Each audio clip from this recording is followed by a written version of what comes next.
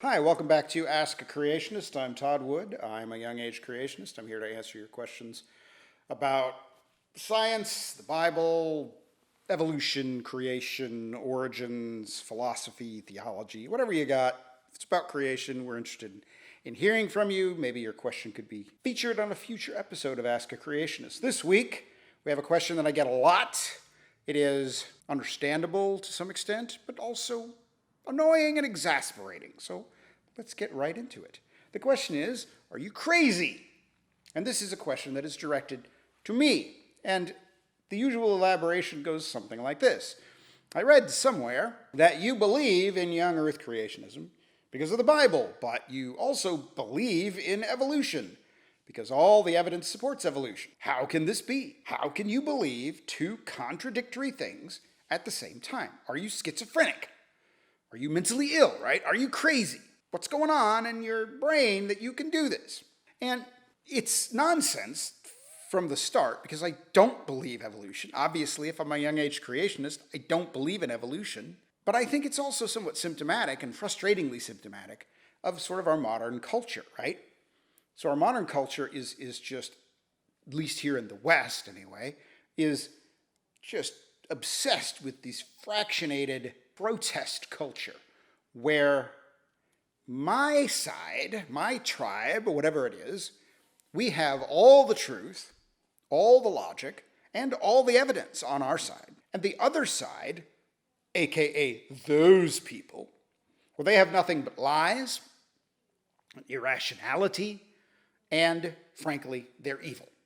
So there is no such thing as sort of a noble opponent, someone with whom I can have respect, but disagree about certain important fundamental things.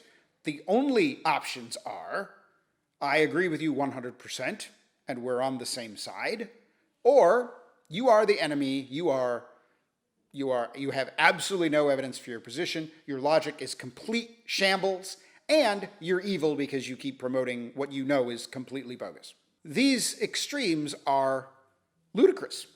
They're just ludicrous. This is not how reality is. It isn't how life really works.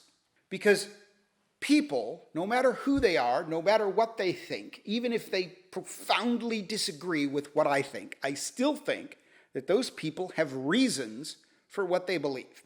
And I'm not talking about just, the random whoever who's, making arguments to be difficult. I'm talking about people who have thought carefully about things and have come to considered opinions about things that differ from me. I think they have good reasons for what they think, even if I don't think they're right. And I think a lot of those reasons, as I said, are good reasons. They make sense. It is not that they're just pure evil. It is not that they're dupes and tools of Satan. It is that, if I look at it from their perspective, I can understand why they have the opinions that they do. But that doesn't make them correct in the conclusions that they draw.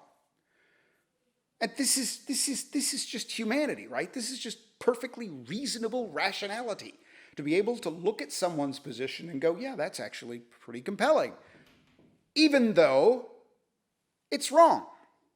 Now, what about evolution? All right, what about evolution? Well, you're going to find this pretty familiar. Evolutionists have reasons for what they believe. And a lot of those reasons make sense to me even as a young age creationist, even as someone who is committed to a model that's very, very different from evolution. But acknowledging that they have evidence and that they have logic on their side doesn't mean that they're right. It's not the same thing as saying this person is correct in his conclusion. I can still say, yeah, their position makes sense. It's just that they're wrong. That's not a big deal. There's nothing irrational. There's nothing mentally ill about that. It's just the way humanity actually works. How hard is that to understand? I don't even know. But I get this question so often. It's baffling to me. People literally cannot understand looking at somebody else's position that I totally disagree with and saying, I can see why you would think that because of these reasons. And those are actually good reasons. And I can understand why you would come to those conclusions. But in the end of the day, even though I understand evolution and I respect the logic and the evidence, I still think that people are sincerely mistaken about a number of conclusions that they draw about evolution. And I think time will bear that out to be correct. So some of you might be getting kind of antsy about this, thinking, yeah, but how could evolution possibly be wrong?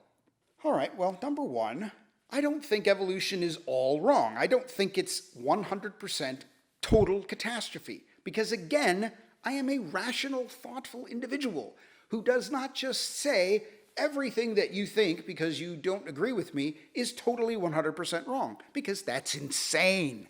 Some parts of evolution are wrong. Universal common ancestry, for example. I don't accept that. I don't accept that I am related to pond scum. I don't accept that. I don't think that's right. Some are probably not right. There are other parts of evolution which get more complicated, where I think, all right, well, I don't know if that's right or not, but I am dubious of that. And then there are some parts of evolution that I think are unquestionably correct.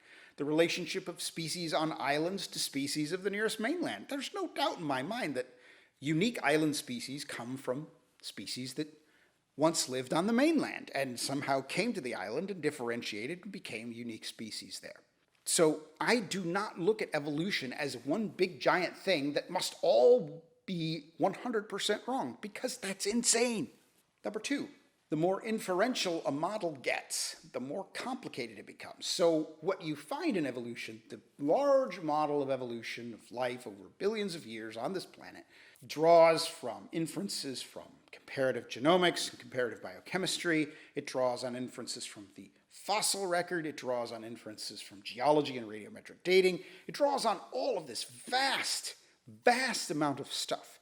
And as you get farther and farther away from the raw data, the more there is assumptions and ideas and logic, and I don't necessarily think these are terrible assumptions or unwarranted assumptions. I just think that there is a lot of room in all of that complexity for other models. And some of those models are never explored, and sometimes there's good reason. If you are an atheist evolutionist who thinks that creationism is stupid, of course you're not going to explore a creationist idea. If you are a Christian evolutionist who thinks that God's activity is not detectable in the way that a creationist might think, well, it sort of makes sense to me that you wouldn't necessarily try to formulate a way to test God's miraculous intervention in creation. So, yeah, I get it. But I still think in all of this complex inference on top of inference on top of inference, there remains a great deal of territory to be explored for other explanations of the same kinds of data. And as a Christian, then, I believe that I have a duty to explore those other models. Before I go saying, well, the Bible must be wrong and I'm going to have to figure out what this means and change all this theology, maybe the answer is at least as much in the science as it is in the text of Scripture. And you might be thinking, well, I'm a Christian and I don't feel I have any duty to keep exploring all this science that I can't understand. Okay, good for you. Christians all don't agree on the same thing. That's no surprise. Why should we be surprised about that? That doesn't change my convictions and the things that I think I need to be doing. So yeah, I think there is lots of places in the world of evolution where things get all fuzzy and uncertain, and there are places where we can explore other ideas about origins. And it shouldn't be shocking, it shouldn't be weird, and to say that there is evidence for evolution, that's not irrational.